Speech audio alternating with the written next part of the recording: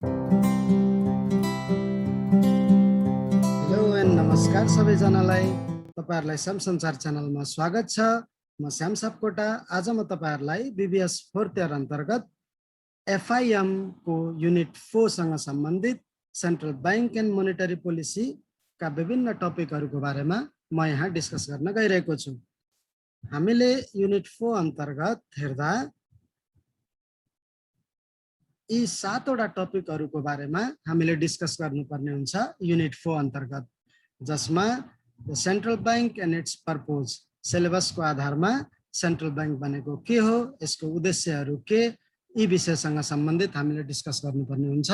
त्यस्तै 2 मा छ different kind of money, money भनेको के हो, त्यसका प्रकारहरु, त्यस्तै मनी सप्लाई, मोनेटरी एग्रिगेटको बारेमा पनि हामीले के गर्नुपर्ने हुन्छ त यो युनिट अन्तर्गत जानकारीमा राख्नुपर्ने हुन्छ। त्यस्तै अर्को टपिक आउँछ मनी मल्टिप्लायर, र मनी मल्टिप्लायर अन्तर्गत expansion of money supply, impact of interest rate on money supply. र ध्यान दिने यो युनिट 4 मा तपाईहरुलाई न्यूमेरिक प्रब्लमहरु पनि एक्जाममा सोध्न सक्छ, जसमा मनी मल्टिप्लायर सँग सम्बन्धित र रिजर्भ सँग सम्बन्धित न्यूमेरिकहरु आउँछ। र यसमा मनी मल्टिप्लायर भनेको के हो, त्यससँग सम्बन्धित न्यूमेरिक फर्मुलाहरुको बारेमा हामी निरन्तर अगाडि डिस्कस गर्दै जानेछौं। त्यस्तै आउँछ अर्को topic money supply, process in open economy. Open इकोनोमीमा मनी सप्लाई कसरी हुन्छ त भन्ने कुराको बारेमा पनि हामी के गरिन्छ त डिस्कस गरिन्छ। त्यस्तै 5 मा छ मोनेटरी पोलिसीको बारेमा हामी पढ्छौं। मोनेटरी पोलिसी भनेको के हो, यसको गोल के हो, एक्चुअली गभर्नमेन्ट एन्टिटीले मोनेटरी पोलिसी बनाउँछ, नेपाल राष्ट्र बैंकले मोनेटरी पोलिसी बनाउँछ भने ती मोनेटरी पोलिसीको उद्देश्य के हो त, खासमा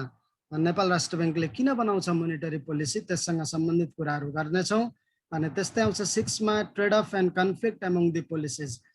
कतिपय पोलिसीहरु गभर्नमेन्टले बनाउँछ र ती पोलिसीहरु बनाउँदाखेरि विभिन्न किसिमका एक अर्कासँग अन्तर सम्बन्धित का साथसाथमा कन्फ्लिक्टहरु पनि हुन्छन् ती पोलिसीहरु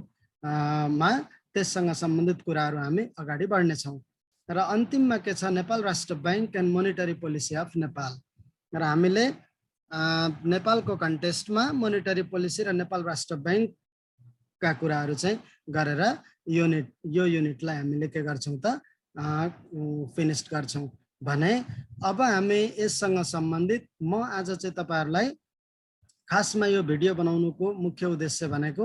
तपाईहरुलाई न्यूमेरिक प्रब्लमहरुमा कुनै पनि समस्या नहोस् भन्ने हेतुले यो भिडियो चाहिँ मैले आज अगाडि बढाएको छु। र त्यससँग सम्बन्धित आज डिस्कस गर्ने टपिक रहेको छ मनी सप्लाई र मोनेटरी एग्रिगेटको बारेमा म तपाईहरुलाई एक्सप्लेनेसन गर्दै छु।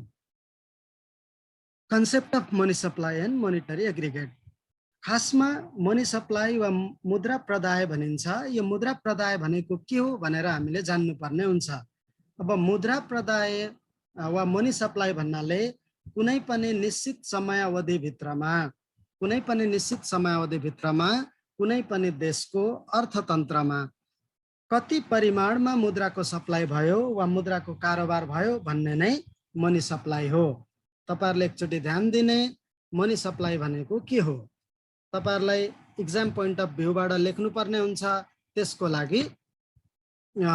कुन तरिकाबाट लेख्ने भन्नेलाई विशेष ध्यान दिनु होला। मनी सप्लाई भन्नाले निश्चित समयावधि भित्रमा कुनै पनि देशको अर्थतन्त्रमा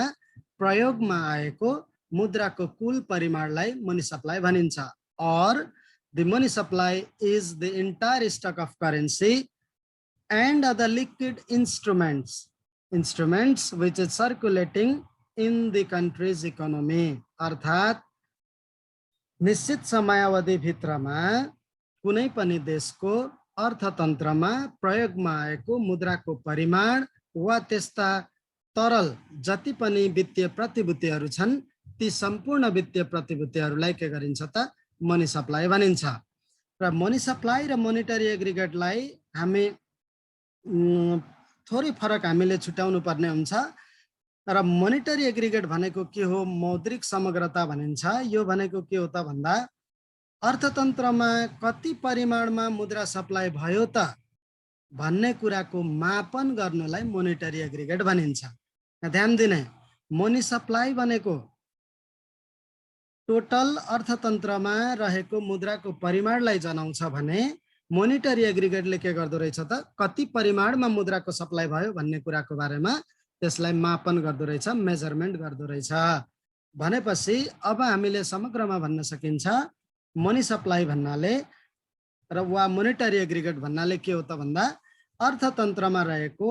मुद्राको स्टक अफ द मनी, मुद्राको स्टक जति छ त्यसलाई के भनिन्छ मुद्राको मौजदात नै के हो त मनी सप्लाई हो। र यससँग सम्बन्धित सम्पूर्ण कुराहरू हामीले अझ अगाडि बढाउँदाखेरि के हुन्छ त भन्दा मनी सप्लाईमा सेफ एसेट्स भनेको छ त्यहाँ, जस्तो कि क्यास, कोइन्सहरू, त्यस्तै विभिन्न बैंक तथा वित्तीय संस्थाहरूमा रहेका डिमान्ड डिपोजिट वा सेभिङ डिपोजिटमा रहेका मुद्राहरू आदि इत्यादि, त्यस्तै सर्ट टर्म इन्स्ट्रुमेन्ट्सहरू जति पनि छन् ती सम्पूर्णलाई हामीले के गर्न सकिन्छ त मनी सप्लाईमा इन्क्लुड गर्न सकिन्छ। अब यहाँ अर्को कुरा ध्यान दिनुपर्ने के छ त भन्दा मनी सप्लाई भइसकेपछि मनी सप्लाईको इकोनोमीमा असर के हुन्छ त अर्थतन्त्रमा भन्ने सबैभन्दा महत्त्वपूर्ण कुरा हो। तपाईहरुले यहाँ हेर्नुभयो भने यदि अर्थतन्त्रमा मनी सप्लाई बढी भयो भने त्यसले के गर्छ त भन्दा ब्याज दरलाई घटाउन जान्छ र यसरी मनी सप्लाई बढी भइसकेर ब्याज दर घट्न गयो भने यसले के हुन्छ त अर्थतन्त्रमा लगानीको लागि धेरै पैसा चाहिँ के हुन्छ उपलब्ध हुन्छ र यसले गर्दाखेरि रोजगारीका अवसरहरू सृजना हुने हुन्छन्। मनी सप्लाई बढी हुनु भनेको एकातिर पोजिटिभ रूपमा रोजगारीको अवस्था सृजना हुन्छ भने तर उच्चतम मनी सप्लाई भयो भने यसले फेरि के गर्छ त भन्दा इन्फ्लेसनलाई बढाउँदछ, अर्थात् मुद्राको क्रय शक्तिमा न्यूनीकरण हुन जान्छ। र यसको अपोजिट यदि मनी सप्लाई कम भयो भने यसले के गर्छ त भन्दा ब्याज दर बढ्न जान्छ र यसले मुद्रा सप्लाई कम हुन गयो भने ब्याज दर बढ्न जान्छ, लगानीका लागि अवसरहरू वा मुद्रा चाहिँ एभाइलेबिलिटी कम हुन्छ, जसले गर्दा के हुन्छ त भन्दा पर्चेजिङ पावर अफ मनी त बढ्छ र भविष्यमा अझ कुनै पनि वस्तु तथा सेवाको मूल्य कम हुने आशमा ग्राहकहरूले के गर्छन् त खर्चमा कटौती त गर्छन्, तर यसले समग्र रूपमा के हुन्छ त भन्दा अर्थतन्त्रमा नकारात्मक रूपमा असर पार्न जान्छ। किनभने मनी सप्लाई कम हुनु भनेको लगानीको लागि आवश्यक पर्ने मुद्रा उपलब्ध नहुनु हो र यसरी मुद्रा उपलब्ध नहुँदाखेरि के हुन्छ त भन्दा रोजगारीका अवसरहरू पनि घट्दै जाने, भएका उद्योगहरू पनि बन्द हुने अवस्थामा पुग्ने आदि इत्यादि हुन सक्छ। र यसले गर्दाखेरि के हुन्छ त भन्दा केन्द्रीय बैंकले वा कुनै पनि देशको सरकारले वा मौद्रिक निकायहरूले के गर्छन् त भन्दा सधैँ अर्थतन्त्रमा मनी सप्लाईलाई के गर्न खोज्छन्, ब्यालेन्स गर्न खोज्छन् र त्यहाँ लिक्विडिटीलाई ब्यालेन्स गरेर एउटा मध्यबिन्दुमा जहाँ बढी पनि मनी सप्लाई नहोस् र कम पनि मनी सप्लाई नहोस् त्यो हिसाबले के गर्न खोज्छन् त स्टेबल इकोनोमी, स्थिर अर्थतन्त्र चाहिँ बनाइराख्नको लागि के गरेको हुन्छ केन्द्रीय बैंकले चाहिँ महत्त्वपूर्ण भूमिका निर्वाह गरेको हुन्छ। र यससँग सम्बन्धित यति कुरा मनी सप्लाई र मनी सप्लाईको इफेक्टलाई जानिसकेपछि अब हामीले के गर्नुपर्छ त भन्दा केन्द्रीय बैंकले यो मनी सप्लाईलाई एक्सप्लेनेसन गर्नको लागि वा बुझ्नको लागि हामीले के गर्न सकिन्छ त विभिन्न वा केन्द्रीय बैंकले विभिन्न टुल्सहरूको चाहिँ प्रयोग गरेको हुन्छ र त्यो टुल्समा के पर्छ त भन्दा मोनिटरी बेस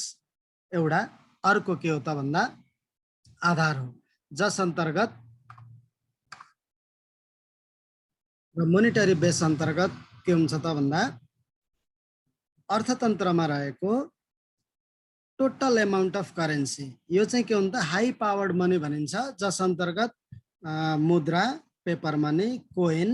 र त्यस्तै के भयो त भन्दा केन्द्रीय बैंकको रिजर्भमा रहेको पैसा र कमर्सियल बैंकहरूको डिपोजिटमा रहेको पैसाहरूलाई के भनिन्छ त हाई पावर्ड मनी भनिन्छ, मोनिटरी बेस भनिन्छ। अब हामी अगाडि बढ्दा हामीले केन्द्रीय बैंकले के गरेको हुन्छ त भन्दा मनी सप्लाई र मोनिटरी एग्रिगेटलाई एक्सप्लेनेसन गर्दाखेरि एउटा के भयो मोनिटरी बेसको कुरा गर्यो र न्यारो मनी र ब्रोड मनीको रूपमा यसलाई के गरेको हुन्छ क्याटेगोराइज गरेको हुन्छ र एक्सटेन्डेड ब्रोड मनी पनि हुन्छ अर्को। र सुरुमा हामीले जानियो के त मोनेटरी बेस भनेको करेन्सी करेन्सी के त भन्दा paper and coin held by public जुन चाहिँ के भयो त भन्दा कुनै पनि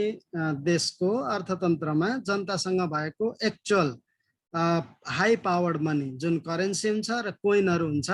त्यसलाई मोनेटरी बेसको रूपमा लिइन्छ भने अर्को हुन्छ न्यारो मनी जुन मोनेटरी एग्रिगेटलाई न्यारो मनी कन्सेप्ट अन्तर्गत M1 ले डिनोट गरिन्छ यसलाई यहाँ के हुन्छ त भन्दा monetary base plus traveller cheque र डिमान्ड डिपोजिटलाई के गरिन्छ त M1 अन्तर्गत हामीले राखिन्छ यहाँ के भयो त currency and coin held by public plus traveller cheque र डिमान्ड डिपोजिट यी कुराहरूलाई जोडियो भने न्यारो मनी कन्सेप्टमा मनी सप्लाई चाहिँ मोनेटरी एग्रिगेट आउँछ ओके यो कुरालाई पनि बुझ्नु होला किनकि यो हाम्रो न्यूमेरिकमा अहिले पछाडी आउँछ न्यूमेरिक हामीले फर्मुला लेख्नु पर्ने हुन्छ ट्राभलर चेक भनेको तपाईहरुले बुझ्नुहुन्छ मुख्यतया कुनै पनि युनाइटेड स्टेट अथवा डलरमा US डलरमा डिनोमिनेटेड एउटा त्यस्तो चेक हुन्छ जुन चाहिँ कुनै पनि समयमा के हुन्छ त एक देशबाट अर्को देशमा जाँदा हामीले ट्राभल गर्दाखेरि प्रयोग गरिन्छ र त्यसलाई तत्काल क्याशमा कन्भर्ट गर्न सकिन्छ त्यो हो ट्राभलर चेक अब त्यस्तै आउँछ ब्रोड मनी M2 ले डिनोट गरिन्छ ब्रोड मनी कन्सेप्ट अन्तर्गत के त मोनेटरी एग्रिगेट वा मनी सप्लाईलाई यस अन्तर्गत के हुन्छ M1 प्लस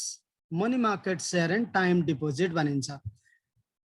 मनी सप्लाईलाई वा मोनेटरी एग्रिगेटलाई ब्रोड मनी कन्सेप्ट अन्तर्गत के गरिदो रहेछ त M2 भनेको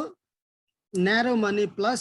सम्पूर्ण मनी मार्केट शेयर्सहरु वा इन्स्ट्रुमेन्ट्सहरु र टाइम डिपोजिट जस अन्तर्गत सेभिङ फिक्स्ड र कल डिपोजिट मार्जिन डिपोजिटहरुलाई जोडियो भने के हुन्छ त भन्दा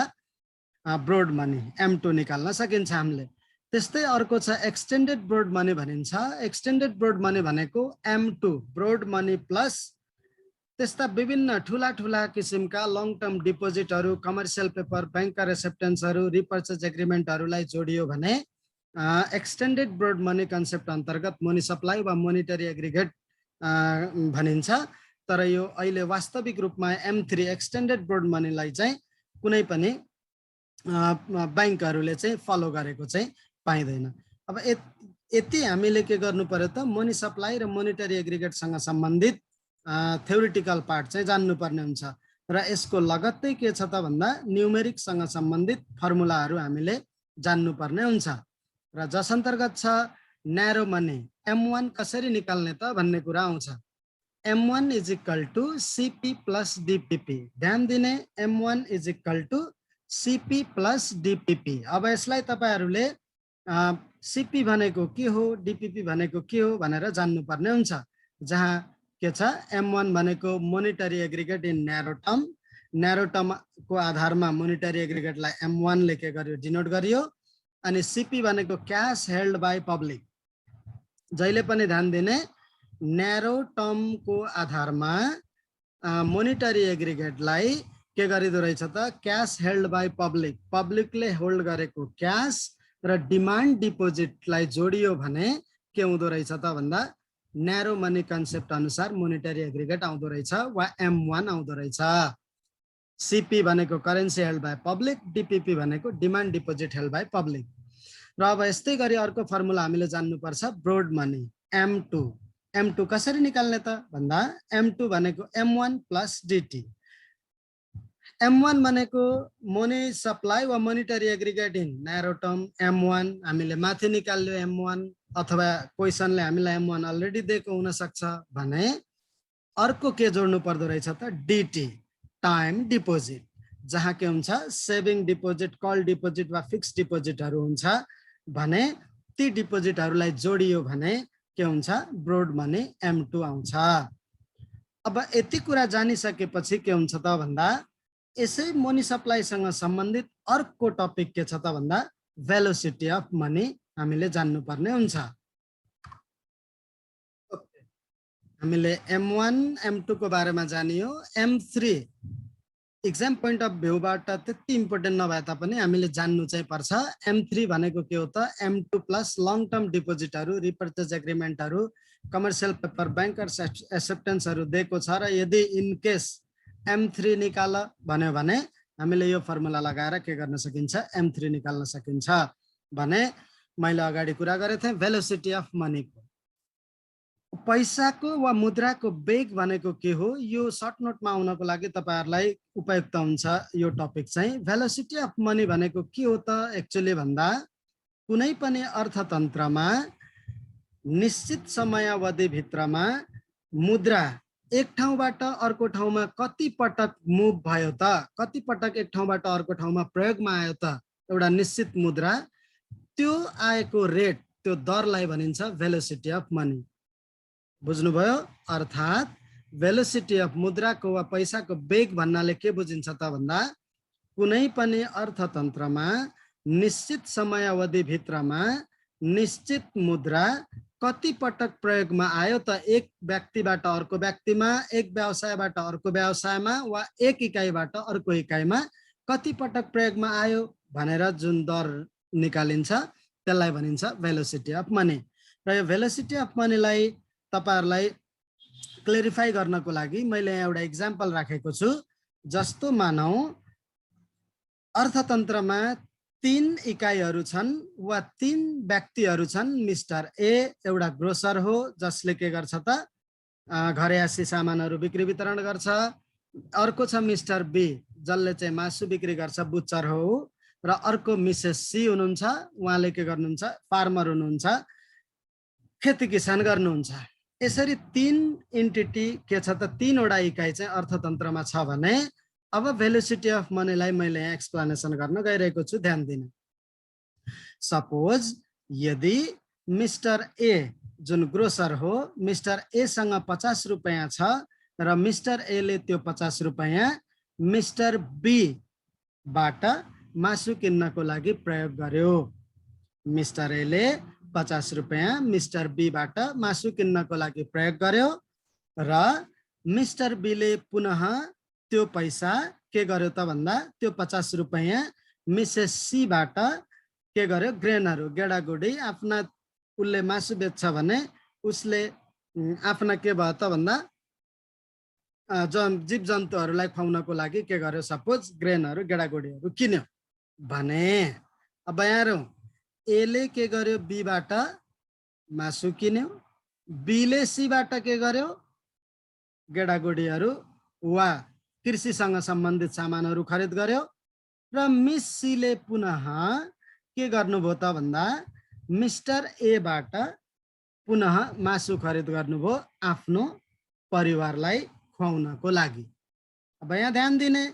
50 रुपैयाँ के भयो त भन्दा ए बाट बी मा बी बाट सी मा र सी बाट पुनः ए मा आयो भने त्यो 50 रुपैयाँले के गर्यो त भन्दा 150 रुपैयाँ बराबरको के भयो त अर्थतन्त्रमा कारोबार गर्न पुग्यो भने यहाँ भेलोसिटी अफ मनी भनेको के भयो त भन्दा 3 टाइम्स भयो 150 रुपैयाँ क्रिएट भयो 50 रुपैयाँबाट भनेको